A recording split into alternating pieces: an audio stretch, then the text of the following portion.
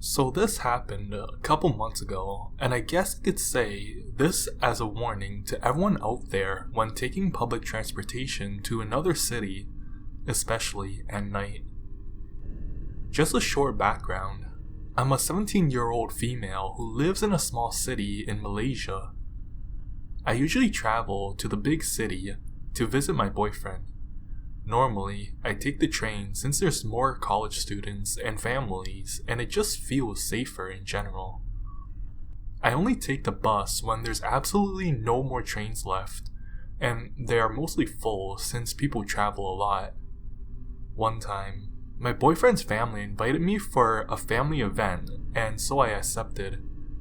I immediately went to book train tickets, only to find that all the trains for the entire week, morning to night, are all full.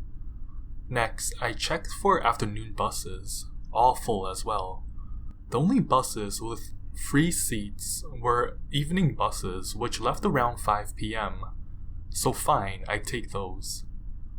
On the day I had to leave, we go there around 5:25, but apparently the bus had already left, so the staff gave us another seat for a 6:45 p.m. bus. No problem, it's not that late. We waited, and only by 7:30 the bus finally arrived.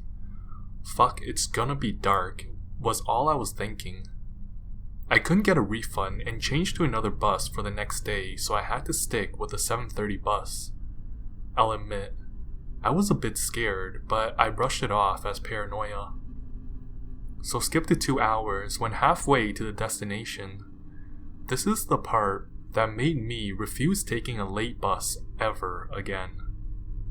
There was this guy who looked in his late 20s sitting in front of me. It was dark and I didn't dare to fall asleep, so I was on my phone chatting with my boyfriend the entire time.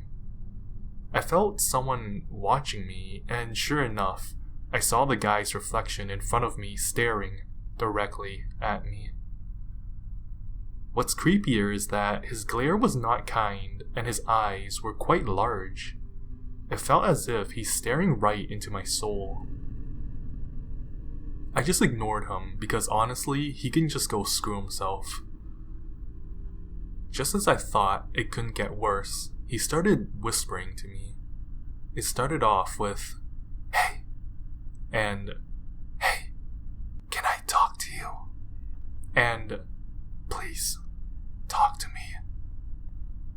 I grew a bit annoyed, so I just plugged in my earphones and put up my hoodie. Then this creep, he had the fucking guts to put his hand through the side of my seats, touch my stuff, and reach for my leg. As soon as I saw his hand, I gave it a good kick. Thankfully, he stopped after that, but the glaring continued. Out of fear, I called my mom and whispered to her everything, and she told me to tell someone about it or ask to switch seats. I told the older man who was sitting next to me about it, and he got up and looked over the seats. Then the creep, he actually pretended to sleep. The older man then told the creep's friend, "Hey, make sure your friend there don't simply disturb girls, huh?" The man then asked me if I knew my way around the bus station, if I had someone waiting for me. When I finally arrived, I immediately ran into my boyfriend's arms and swore to never take an evening bus. Creep on the bus, please fuck off.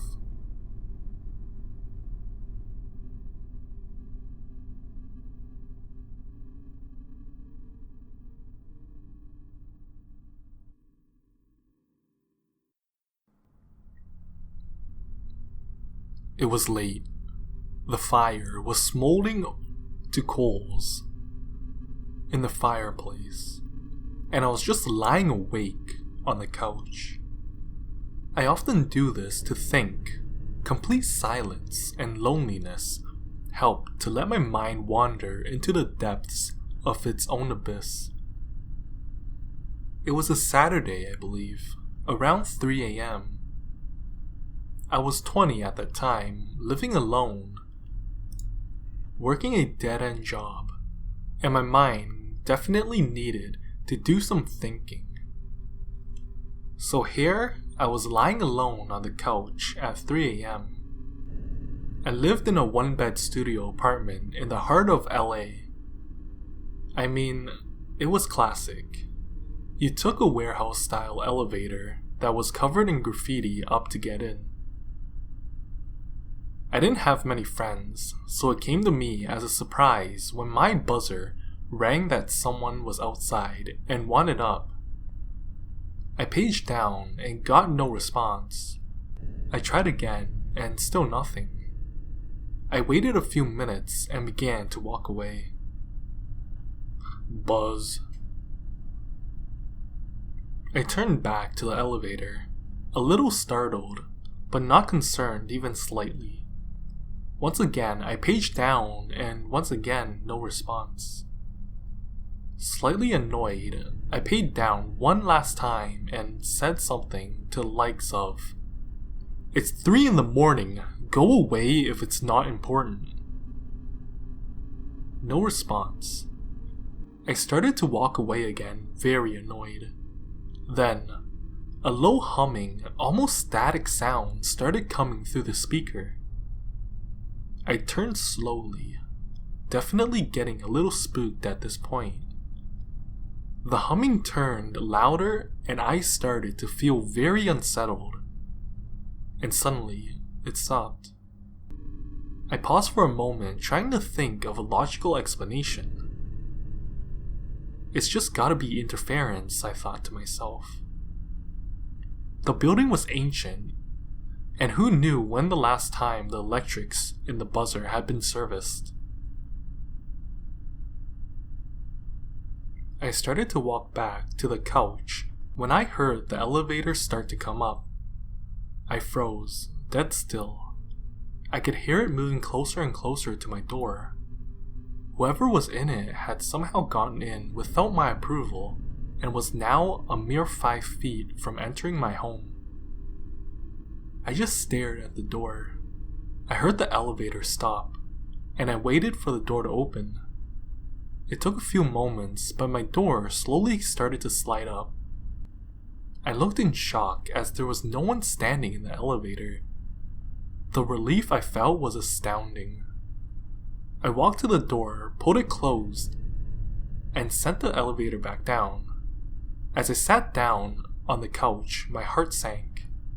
The elevator had stopped briefly, then started coming back up. I heard a jolt to a stop at my door, and the door slid up. I had a clear view of the elevator through the reflection of my window. I could see a tall, pale girl with long black hair, standing, hunched and looking down in the elevator. I turned to look and was shocked to see nothing. I slowly turned my head back to the window. I almost jumped out of my seat. The girl was now out of the elevator, maybe 10 feet away from me. I quickly turned my head to get a closer look. Nothing. There was nothing there.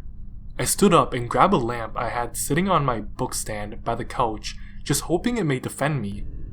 I turned back to the window and stood frozen.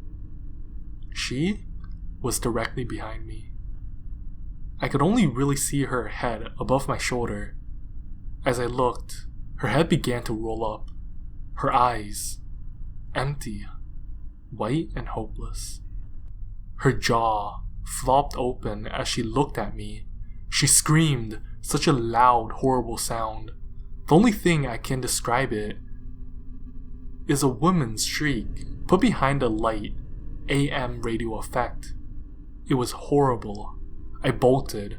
I ran straight to the elevator, closed the door, and immediately hit the button to move down. As the door opened and revealed the street, I ran out and down a few hundred feet to a local 24-hour store. I just needed to see someone real. I have never been more terrified in my entire life, and needless to say, I moved out the next day. I never once set foot back inside that apartment. I even had movers do all the movings for me. I never want to be face to face with that thing again.